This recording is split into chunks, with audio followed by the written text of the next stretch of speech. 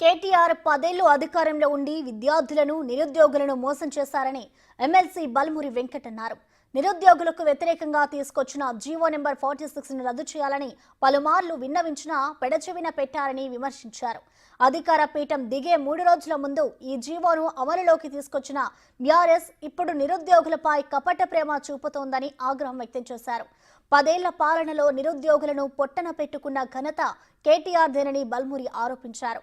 మళ్లీ బీఆర్ఎస్ అధికారంలోకి వచ్చాక జీవో 46 సమస్య పరిష్కరిస్తామని కేటీఆర్ చెప్పడం సిగ్గుచేటని అన్నారు. రామారావు గారు నిరుద్యోగులపైన యువకులపైన ఏదో ప్రేమ ఉన్నట్టు సంబంధించిన 2-3 అంశాలపైన వారు చాలా తప్పుదో పట్టించే విధంగా మాట్లాడడం జరిగింది.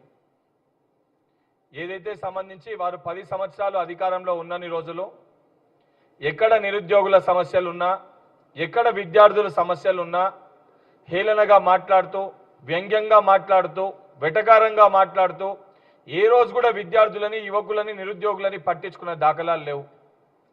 టీఎస్పీఎస్సీ ప్రక్షాళన చేయాలి, టీఎస్పీఎస్సీలో పేపర్ లీకేజ్ అయిందని అనేక సందర్భాల్లో ముర్ర పెట్టుకున్నా విద్యార్థులు దాని గురించి రిప్రజెంటేషన్ ఇయ్యనీకి వెళ్ళినా ఒక్కరోజు కూడా కలవకుండా తారక రామారావు గారు అందుబాటులో లేకుండే.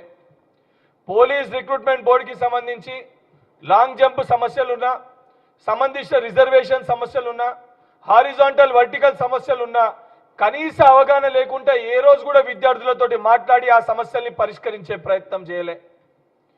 ఏదైతే సంబంధించి నోటిఫికేషన్ ఇచ్చినట్టే ఇచ్చి ఆ నోటిఫికేషన్లకు సంబంధించి ఉద్యోగాలు నియమించకుండా ఉద్యోగాలు ఇవ్వకుండా నిరుద్యోగుల జీవితాలతో చెలగాట మాడుకొని అనేక మంది నిరుద్యోగులని జీవితాల్ని పొట్టన పెట్టుకున్న ఘనత కల్వకుంట్ల తారక రామారావు గారి బీఆర్ఎస్ ప్రభుత్వానిది. అవన్నిటినీ పక్కన పెట్టి ఏదైతే జియో 46ని తీసుకొని వచ్చి జియో 46ని ఉద్దేశపూర్వకంగా ఏదైతే మెరిట్ ప్రకారంగా కాకుండా ఉద్దేశపూర్వకంగా ఏదైతే బీఆర్ఎస్ పార్టీ వీక్గా ఉన్న కొన్ని జిల్లాల్లో ఉన్న విద్యార్థులకు అన్యాయం చేయాలని చెప్పి ఆ జియోని తీసుకొచ్చినప్పుడు అనేక సందర్భాల్లో ఇది మెరిట్ ప్రకారంగా వస్తలేదు, ఇబ్బంది జరుగుతుంది, ఈ జియో 46 పైన ఆలోచించాలి, పునరాలోచించి డెసిషన్ తీసుకోవాలని చెప్పి వారికి అనేక సందర్భాల్లో నేను అనేక విద్యార్థి సంఘాలు కూడా రిప్రజెంటేషన్స్ ఇస్తే ఏ రోజు కూడా దాన్ని పరిగణలోకి తీసుకోలే. ఆ రిప్రజెంటేషన్స్ని కూడా ఇది జరిగేది కాదు, మేము తీసుకొచ్చింది కరెక్టే అని చెప్పి చాలా వ్యంగ్యంగా ఆ విద్యార్థులను హేళన చేసినట్టు మాట్లాడినరు.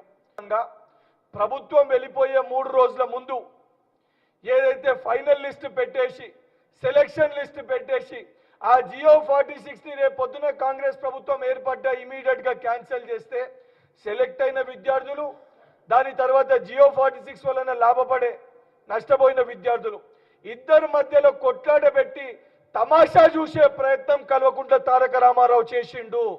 అవన్నిటినీ మర్చిపోయి నిన్న వరంగల్ జిల్లాలో ఏదైతే సంబంధించి మీటింగ్ లో మాట్లాడుతూ మేము మళ్ళీ ప్రభుత్వంలోకి వస్తామనుకున్నాము, వచ్చేస్తే మేము యాక్చువల్గా జియో 46 పైన పునరాలోచించి డెసిషన్ తీసుకున్నాం అనుకున్నాము, కానీ ఎలక్షన్ కోడ్ వలన మేము చెయ్యలేకపోయినామని చెప్పి పచ్చి అబద్ధాలు మాట్లాడుతుండు. ఎందుకంటే చాలా స్పష్టంగా 3 రోజుల ముందు సెలక్షన్ లిస్ట్ పెట్టింది మీరు, ఈరోజు అంశాన్ని మీరు బయటికి తీసుకొచ్చింది మీరు, ఆ సమస్య సృష్టికర్తలు మీరు. టీఎస్పీఎస్సీని ప్రక్షాళన చేయాలని, పేపర్ లీకులపై మాట్లాడాలని గత బీఆర్ఎస్ పాలకులను ఎన్నిసార్లు మొత్తుకున్నా పట్టించుకోలేదని ఎమ్మెల్సీ బల్మురి విమర్శించారు. అశోక్ నగర్లో ఓ నిరుద్యోగ యువతి చనిపోతే కేటీఆర్ తప్పుడు నిందలు వేశారన్నారు. కాంగ్రెస్ అధికారంలోకి వచ్చాక జీవో 46 పై సర్కార్ సబ్ కమిటీ వేసిందని, అంతలోనే పార్లమెంటు ఎన్నికల కోడ్ రావడంతో అవాంతరం ఏర్పడిందన్నారు. జీవో 317 పై కూడా సబ్ కమిటీ ఉందని, ఎవరికీ అన్యాయం జరగకుండా చూస్తామని వెంకట్ హామీ ఇచ్చారు. 10 ఏళ్లు రాష్ట్రంలో అధికారంలో ఉన్న బీఆర్ఎస్, కేంద్రంలో అధికారంలో ఉన్న బీజేపీ ఎన్ని ఉద్యోగాలు భర్తీ చేసింది ఎప్పటికీ చెప్పలేరని ఎమ్మెల్సీ వెంకట్ అన్నారు. కాంగ్రెస్ ప్రభుత్వం ఖచ్చితంగా జాబ్ క్యాలెండర్ ప్రకటిస్తుందని చెప్పారు.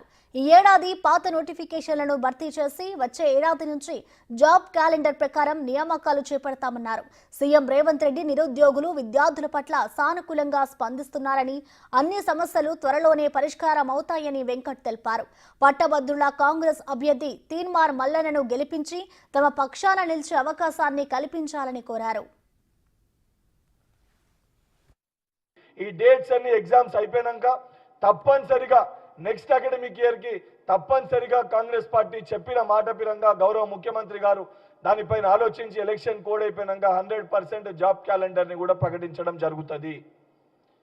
ఏదైతే తెలంగాణ రాష్ట్ర వ్యాప్తంగా ఉన్న ఉమ్మడి ఏదైతే ఖమ్మం, వరంగల్, నల్గొండ 3 జిల్లాల్లో ఉన్న నా యువ సోదరులకి అదేవిధంగా పట్టభద్రులకి ప్రతి ఒక్కరు కూడా ఇది మన ప్రభుత్వము, మన సమస్యల్ని పరిష్కరించుకోనీకి మనం ప్రతి ఒక్కరం కూడా ఈ ప్రభుత్వాన్ని మనం రావాలని చెప్పి మనము గెలిపించుకున్నాము.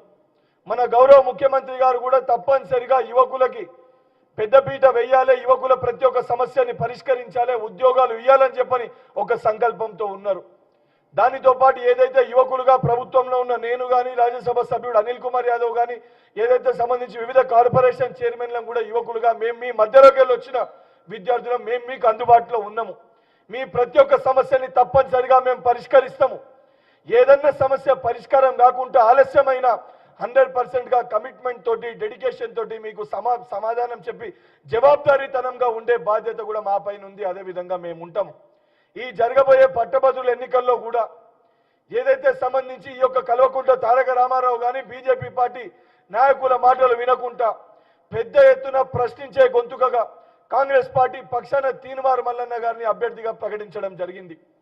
తప్పనిసరిగా మల్లన్నని గెలిపిస్తే ఇవన్నీ అంశాలపైన వారికి కూడా సంపూర్ణ అవగాహన ఉంది.